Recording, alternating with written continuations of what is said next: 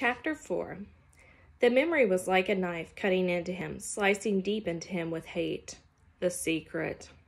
He had been riding his 10-speed with a friend named Terry. They had been taking a run on a bike trail and decided to come back a different way, a way that took them past the Amber Mall. Brian remembered everything in incredible detail. Remembered the time on the bank clock in the mall, flashing 3:31. And the temperature, 82. And the date. All the numbers were part of the memory. All of his life was part of the memory. Terry had just turned to smile at him about something, and Brian looked over Terry's head and saw her, his mother. She was sitting in a station wagon, a strange wagon. He saw her, and she did not see him. Brian was going to wave or call out, but something stopped him. There was a man in the car. Short, blonde hair the man had, wearing some kind of white pullover tennis shirt. Brian saw this and more, saw the secret and saw more. Later, but the memory came in pieces, came in scenes like this. Terry smiling. Brian looking over his head to see the station wagon and his mother sitting with the man, the time and the temperature clock, the front wheel of his bike and the short blonde hair of the man, the white shirt of the man, the hot, hate slices of memory were exact. The secret. Brian has opened his eyes and screamed. For seconds he did not know where he was, only that the crash was still happening and he was going to die. And he screamed until his breath was gone. Then silence, filled with sobs as he pulled in air, half crying. How could it be so quiet? Moments ago there was nothing but noise, crashing and tearing, screaming. Now quiet. Some birds were singing. How could birds be singing? His legs felt wet, and he raised up on his hands and looked back at them. They were in the lake. Strange. They went down into the water. He tried to move, but pain hammered into him and made his breath shorter into gasps, and he stopped, his legs still in the water. Pain. Memory. He turned again, and sun came across the water, late sun, cut into his eyes, and made him turn away. It was over then, the crash. He was alive. The crash is over and I'm alive, he thought. Then his eyes closed and he lowered his head for minutes that seemed longer. When he opened them again, it was evening, and some of the sharp pain had abated. There was many dull aches, and the crash came back to him fully. Into the trees and out onto the lake, the plane had crashed and sunk in the lake, and he somehow pulled free. He grazed himself and crawled out of the water, grunting with the pain of movement. His legs were on fire, and his forehead felt as if somebody had been pounding on it like a hammer.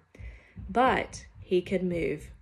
He pulled his legs out of the lake and crawled on his hands and knees until he was away from the wet, soft shore and near a small stand of brush of some kind. Then he went down, only this time to rest, to save something for himself. He lay on his side and put his head down on his arms and closed his eyes, because that was all he could do, all he could think of being able to do. He closed his eyes and slept, dreamless, deep, and down. There was almost no light when he opened his eyes again. The darkness of the night was thick, and for a moment he began to panic again. To see, he thought, to see is everything, and he could not see. But he turned his head without moving his body and saw across the lake, and the sky was a light gray, that the sun was starting to come up, and he remembered that it had been evening when he went to sleep. Must be morning now. He mumbled it, almost in a hoarse whisper. As the thickness of sleep left him, the world came back. He was still in pain, all over pain. His legs were cramped and drawn up, tight and aching, and his back hurt when he tried to move. Worst was a kneeling throb in his head that pulsed with every beat of his heart. It seemed that the whole crash had happened in his head. He rolled on his back and felt his legs and his sides moving things slowly. He rubbed his arms. Nothing seemed to be shattered or even sprained all that badly.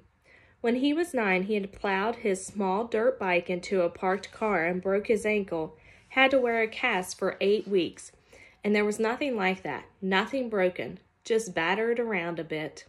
His forehead felt massively swollen to the touch, almost like a mound out of his eyes, and it was so tender that when his fingers gazed it, he nearly cried.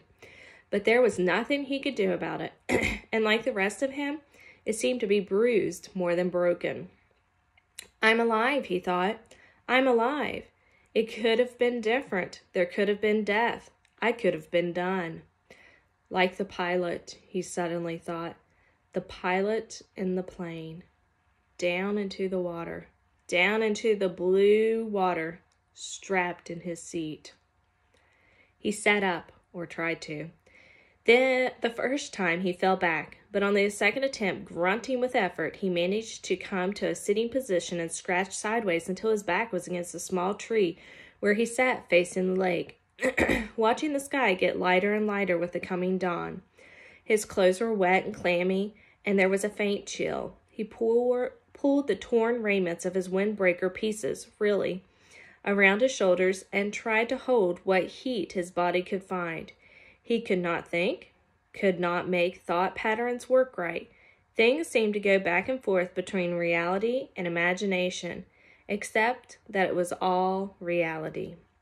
1 second he seemed only to have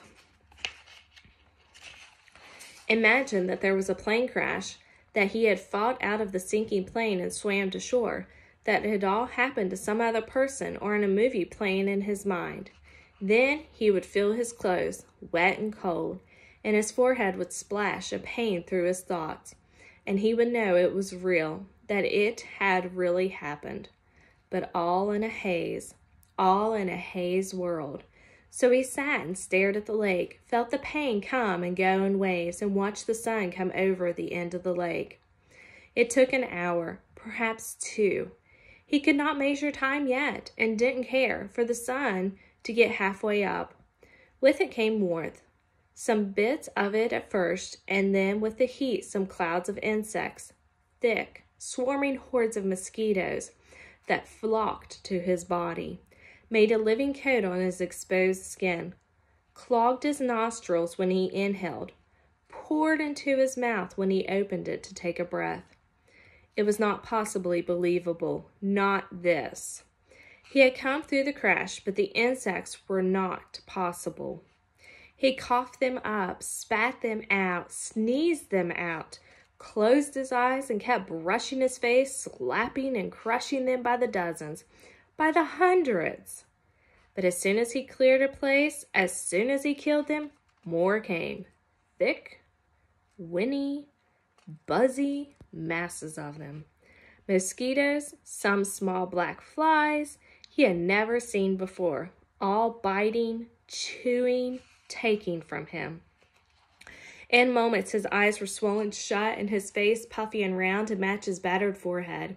He pulled the tore piece of windbreaker over his head and tried to shelter in it, but the jacket was full of rips and it didn't work. In desperation, he pulled his t-shirt up to cover his face, but that exposed the skin of his lower back, and the mosquitoes and flies attached the new soft flesh of his back so vigorously that he pulled the shirt down.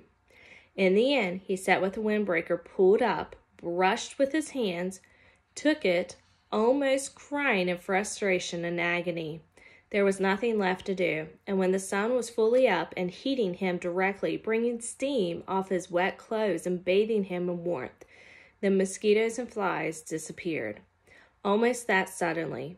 1 minute he was sitting in the middle of a swarm, the next they were gone, and the sun was on him. Vampires, he thought. Apparently they didn't like the deep of the night, perhaps because it's too cool and they couldn't take the direct sunlight. But in that gray time in the morning, when it begins to get warm and before the sun was full up and hot, he couldn't believe them. Never in all the readings, in the movies he had watched on television about the outdoors, never once had he ever mentioned the mosquitoes or the flies. All he ever showed on the naturalist shows was beautiful scenery or animals jumping around having a good old time. Nobody ever mentioned mosquitoes and flies. He pulled himself up to stand against the tree and stretch, bringing new aches and pains. His back muscles must have been hurt as well. They almost seemed to tear when he stretched. And while the pain in his forehead seemed to be abiding somewhat, just trying to stand made him weak enough to nearly collapse. The backs of his hands were puffy and his eyes were almost swollen shut from the mosquitoes, and he saw everything through a narrow squint. Now that there was much to see, he thought, scratching the bites, in front of him lay the lake, blue and deep. He had a sudden picture of the plane, sunk in the lake, down and down in the blue with a pilot's body still strapped into the seat, his hair waving. He shook his head. More pain. That wasn't something to think about. He looked at his surroundings again. The lake stretched out silently below him. He was at the base of the L, looking up the long part with the short part out to his right. In the morning light and calm, the water was absolutely, perfectly still. He could see the reflections of the trees at the other end of the lake. Upside down in the water, they seemed almost like another forest, an upside-down forest to match the real one. As he watched a large bird, he thought it looked like a crow, but it seemed larger, flew from the top, real forest, and the reflection bird matched it, both flying out over the water. Everything was green, so green it went into him. The forest was largely made up of pines and spruce with stands of some low brush smeared here and there in thick grass, and some other kind of very small brush all over. He couldn't imagine most of it, except the evergreens and some leafy trees he thought might be aspen. He'd seen pictures of aspens in the mountains on television. The country around the lake was mostly hilly, but the hills were small, almost humpkins. And there were very few rocks except to his left. There lay a rocky ridge that stuck out, overlooking the lake, about 20 feet high. If the plane had come down a little to the left, it would have hit the rocks and never made the lake. He would have been smashed, destroyed. The word came. I would have been destroyed and torn and smashed, driven into the rocks and destroyed.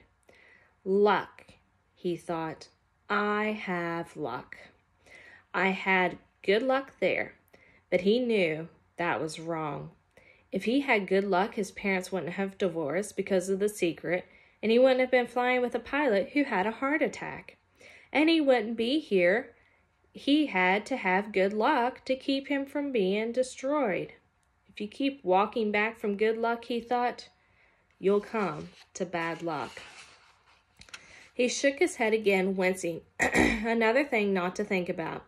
The rocky ridge was rounded and seemed to be of some kind of sandstone with bits of darker stone laid and stuck into it. Directly across the lake from it, at the corner of the L, was a mound of sticks and mud raising up from out of the water, a good 8 or 10 feet. At first, Brian couldn't place it, but knew that he somehow knew what it was. Had seen it in films. Then a small brown head popped to the surface of the water near the mound and began swimming off down the short leg of the L, leaving a V of ripples behind. And he remembered where he had seen it. It was a beaver house, called a beaver lodge in a special he had seen on a public channel. A fish jumped. Not a large fish, but it made a big splash near the beaver. And as if a signal, there was suddenly little splops all over the sides of the lakes along the shore. A fish began jumping. Hundreds of them, jumping and slapping the water. Brian watched them for a time, still in a half-daze, still not thinking well.